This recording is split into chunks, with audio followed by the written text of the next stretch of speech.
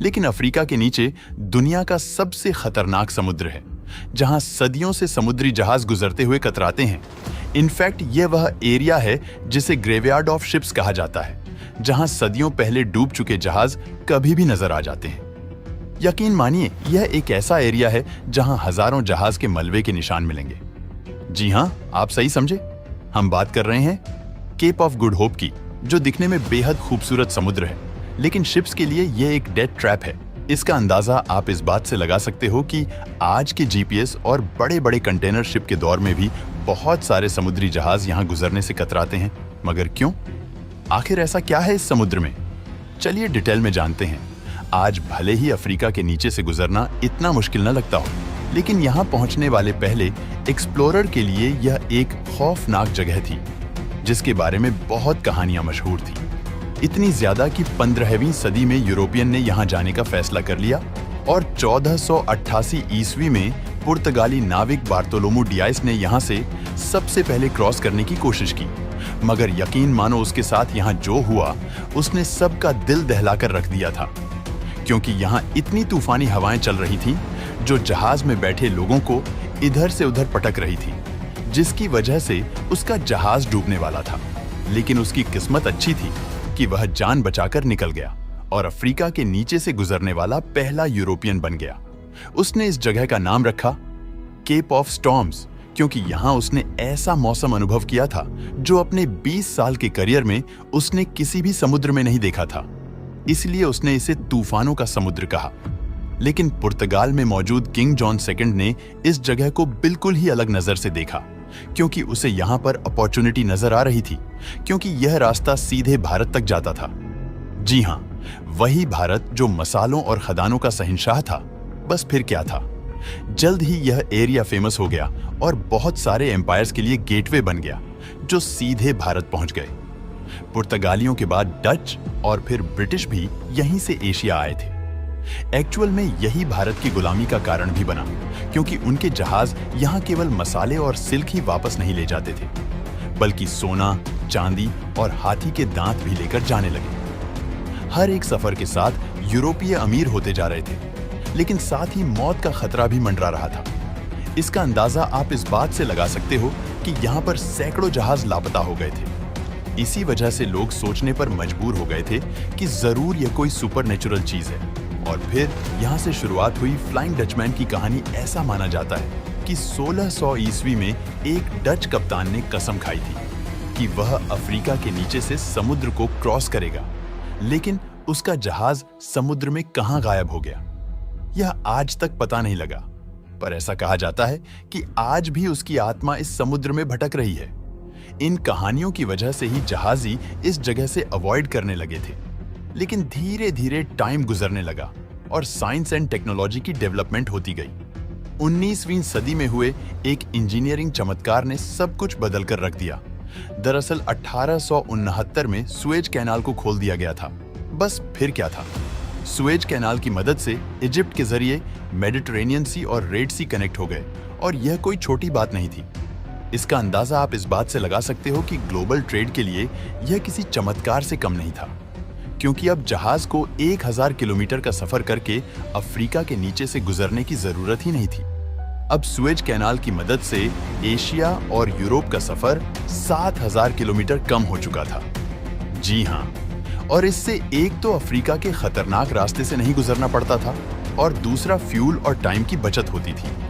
In fact आप इस root की अहमियत का अंदाजा इस बात से भी लगा सकते हो कि दुनिया का लगभग 12% ट्रेड इसी सुएज कैनाल से गुजरता है। इनफैक्ट मिडिल ईस्ट से आने वाला तेल हो या फिर चीन से आने वाला सामान और यूरोप का अनाज, सब इसी कॉरिडोर से होकर गुजरता है।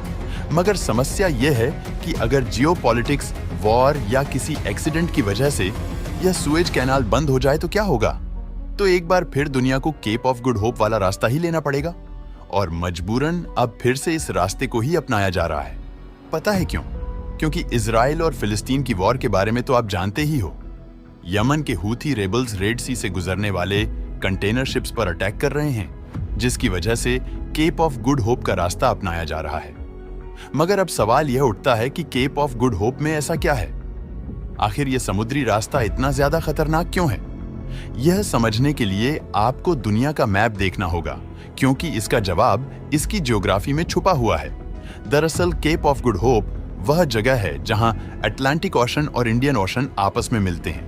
और यह तो आप भी जानते हो कि जब दो बड़े समुद्र आपस में टकराते हैं तो बहुत ताकतवर लहरें बनती हैं। साथ ही यह दोनों अलग अलग डायरेक्शन से आती हैं, जिसकी वजह से इन लहरों का डायरेक्शन बार बार बदलता है। इसी कारण शिप्स को बहुत ज्यादा प्रॉब्लम का सामना करना पड़ता है। इसके अलावा यहाँ पर रोरिंग फोर्टीज भी मौजूद है। रोरिंग फोर्टीज की बात की जाए तो यह 40 डिग्री लैटिट्यूड पर चलने वाली बहुत ही पावरफुल हवाएं हैं, जो इस इलाके को और भी खतरनाक बना देती हैं। यह हवाएं कितनी तेज होती हैं, इसका अंदाजा आप इस बात से लगा सकते हो कि समुद्र में 3 मंजिला इमारत जितनी ऊंची लहरें पैदा कर देती हैं, जिसकी वजह से शिप्स ऐसे हिलती हैं जैसे मिट्टी या प्लास्टिक का कोई खिलौना हो। यह हवाएं हमेशा तूफान लेकर आती हैं, जिसकी इंटेंसिटी आज मॉडर्न स्टील के बने जहाज भी बर्दाश्त नहीं कर पाते। वे भी लहरों के आगे टिक नहीं पाते। लेकिन यहाँ खतरा सिर्फ रोरिंग फोर्टीज और लहरों का ही नहीं है, बल्कि यहाँ की कोस्टलाइन भी बहुत ज्यादा खतरनाक और सपाट है, जिसकी वजह से शिप्स रुक ही नहीं पाते। यहाँ शिप्स को रुकने की कोई जगह नहीं मिलती। उस जमाने में जब जहाज केवल हवाओं के सहारे चला करते थे, पानी में सफर और भी नामुमकिन था, क्योंकि जरा सी गलती की वजह से जहाज सीधे चट्टानों से जाकर टकरा जाता और टुकड़े टुकड़े हो जाता। ऐसे कई मलबे आज भी इस एरिया में पड़े हुए हैं। वैसे हम आपको बताना चाहेंगे कि यहाँ पर सिर्फ केप ऑफ गुड होप ही डेंजरस नहीं है, बल्कि समुद्री यात्रियों को और भी ज्यादा खतरों से गुजरना पड़ता है। एक्चुअल में अफ्रीका के वेस्ट कोस्ट पर नामीबिया नाम का देश मौजूद है। नामीबिया में स्केलेटन कोस्ट है। इसके नाम से ही आपको अंदाजा लग गया होगा। दरअसल यह एक ऐसा तट है जहां सदियों से घने कोहरे, तूफान और ताकतवर लहरों ने बहुत से जहाजों को तबाह किया है।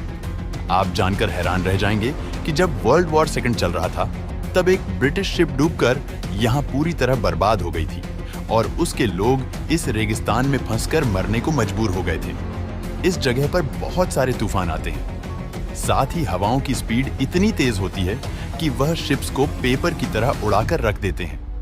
यही वजह है कि सदियों से नाविक इस एरिया से डरते आए हैं। इनफैक्ट आज इतनी ज्यादा एडवांस टेक्नोलॉजी होने के बावजूद भी शिप्स यहाँ बहुत सावधानी से गुजरती है, क्योंकि किसी भी टाइम तूफान आ सकता है। अगर कोई जहाज इन तूफानों और लहरों से बच भी जाए तो एक और खतरनाक खतरा उसका इंतजार करता है, और वो है पायरेट्स यानी समुद्री लुटेरे। दरअसल सन 2000 के शुरुआती दौर में सोमालिया के करीब का समुद्र दुनिया का सबसे खतरनाक पॉइंट बन चुका था। यहाँ पर छोटी छोटी बोट्स में पायरेट्स आते थे, जिनके पास राइफल और रॉकेट लॉन्चर होते थे। ये बड़े बड़े टैंकर को किडनैप करके उनसे मिलियंस ऑफ डॉलर्स की फिरौती लेते थे। इनफैक्ट 2011 में इन पायरेट्स की वजह से वर्ल्ड इकोनॉमी को $7 बिलियन का नुकसान हुआ था। पता है क्यों?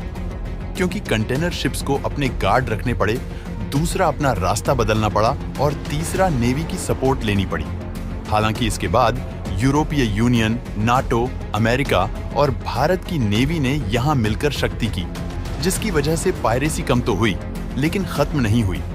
इसका अंदाजा आप इस बात से लगा सकते हो कि इन समुद्री डाकुओं का खतरा आज भी नाविकों के दिल में बसा हुआ है। लेकिन खतरे का यही अंत भी नहीं है। अगर वेस्ट की तरफ जाया जाए तो यहाँ नाइजीरिया मिलेगा। नाइजीरिया के पास गल्फ ऑफ गिनी मौजूद है, जहां पायरेट्स की मौजूदगी सबसे ज्यादा है। पायरेट्स की वजह से यह जगह आजकल पूरी दुनिया में सबसे ज्यादा मशहूर है। यहाँ खतरा केवल लूटपाट का ही नहीं, बल्कि किडनैपिंग का भी है।